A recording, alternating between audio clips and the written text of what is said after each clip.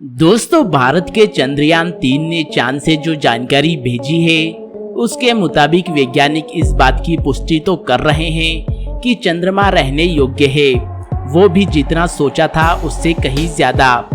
ऐसे में चांद पर स्थायी इंसानी बस्ती बसाई जा सकती है। इस बात का सबसे बड़ा प्रमाण ये है कि जब लैंडर ने चांद की सतह के ऊपर और नीचे का तापमान का पता लगाया तो ऊपर 50 से 70 डिग्री सेल्सियस तापमान था, जबकि सतह से 8 सेंटीमीटर नीचे तापमान माइनस में था। सिर्फ 3-4 इंच में ही इतना अंतर है, लेकिन इन दोनों तापमानों की बदौलत रहने लायक माहौल बनाया जा सकता है।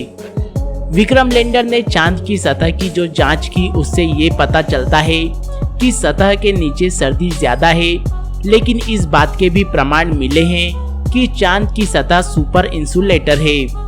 असल में चांद की सतह का सबसे ऊपरी हिस्सा तीव्र इंसुलेशन के लिए जाना जाता है।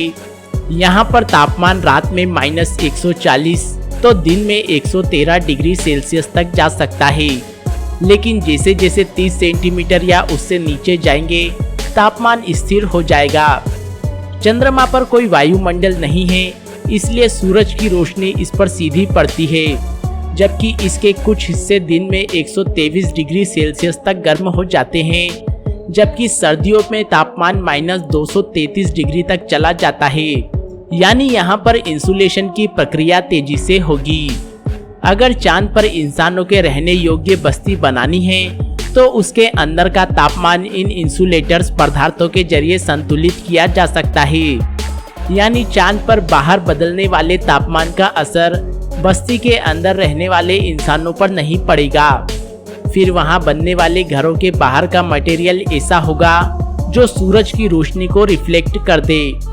साथ ही थर्मल प्रोसेस की मदद से चांद की सतह से ही कंस्ट्रक्शन मटेरियल बनाने का इस्तेमाल किया जा सकता है। वहीं सबसे बड़ी कामयाबी ये है कि प्रज्ञान रोवर के पेलोड ने भी बताया कि चांद की सतह पर ऑक्सीजन मौजूद है। इसके अलावा सल्फर, कैल्शियम, लोहा, टाइटेनियम, मैग्नीज और एल्यूमिनियम भी है। बता दें, चांद की सतह पर ऑक्सीजन इल्मेनाइट के रूप में मौजूद है, यानी आप चांद की सतह पर बर्फ भी बना सकते हैं। इल्मेनाइट को रिड्यूस करके सांस लेने लायक ऑक्सीजन निकाला जा सकता है। लैंडर और रोवर से मिले डेटा से इस बात की पुष्टि की जा सकती है कि चंद्रमा पर एक दिन इंसानी बस्ती बसाई जा सकती है। ऐसे में देखना होगा कि अब ऐसा कब तक होता है। तो दोस्तों, वीडियो को लाइक और हमारे चैनल को सब्सक्राइब करना ना भूलें, ताकि देश और दुनिया की तमाम अनोखी खबरें हम आपके लिए लाते रहें।